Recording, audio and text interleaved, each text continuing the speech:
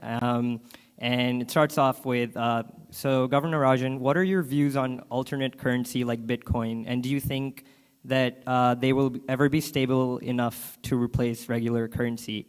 And the second part is that do you think that shifting away from paper currency is an important objective, and what policies can encourage greater use of electronic or plastic currency, especially in India? Okay.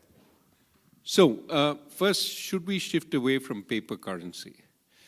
From an economy-wide perspective, the answer is yes, because there are transaction costs in making these paper currencies, in getting them to the right place, in pulling out bad currency, and also it's much harder tracking them. So if you do a transaction in cash, I mean, this is why a lot of black money transactions are done in cash, very hard for the tax authorities to get a hold of them, okay? So that suggests there may be some value to moving it to traceable electronic currency. Now, that's as far as the economy goes. As far as central bank goes, it's a very bad idea, because the way we make our money, the reason we paid 67,000 crores in dividends to the government last year was because people hold currency and don't ask us for a return on it. And then we can invest the currency that we issue in things like government bonds, in things like foreign exchange reserves, all of which pay something. Foreign exchange reserves much less than they used to, because interest rates across the world are very low, but government bonds are still paying 7.6% as of today. So that's great. And so we make that money, we pass it on to the government. We keep a little bit for our expenses. If we moved entirely to electronic currency, that revenue, which is called seniorage revenue, would disappear, and we'd have to ask the government to finance us rather than us financing the government.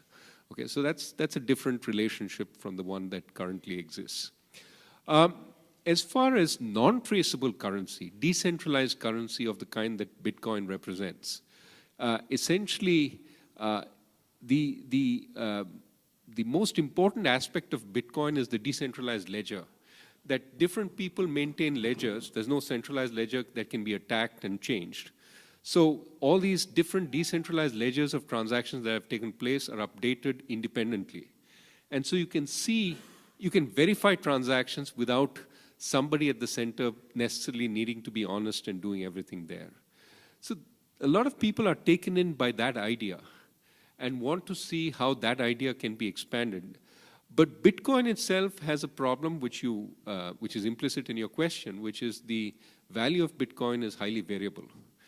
Now, for a currency, you typically want it to preserve value. It's a store of value. And if it's highly variable, you don't know tomorrow if it's going to be half its value today. You're not so happy holding it as a currency. One of the major attractions of Bitcoin is that it's hidden to the investigative agencies. You know, New Silk Road was one of the biggest users of Bitcoin, it was a shop that sold drugs, illegal drugs. So that aspect of these electronic currencies goes entirely against the aspect we want, which is that it should be traceable so that we can actually tax those transactions. So I don't know how this will play out. We certainly can issue a variety of electronic currencies. In a sense, your credit card is a form of electronic currency. But over time, there will be competition between the decentralized currency and the centralized currency. My sense is ultimately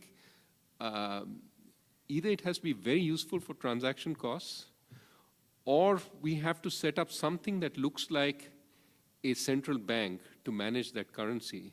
Otherwise, people will not have confidence in the value of that currency. So we may be back to where we started eventually, but let's see.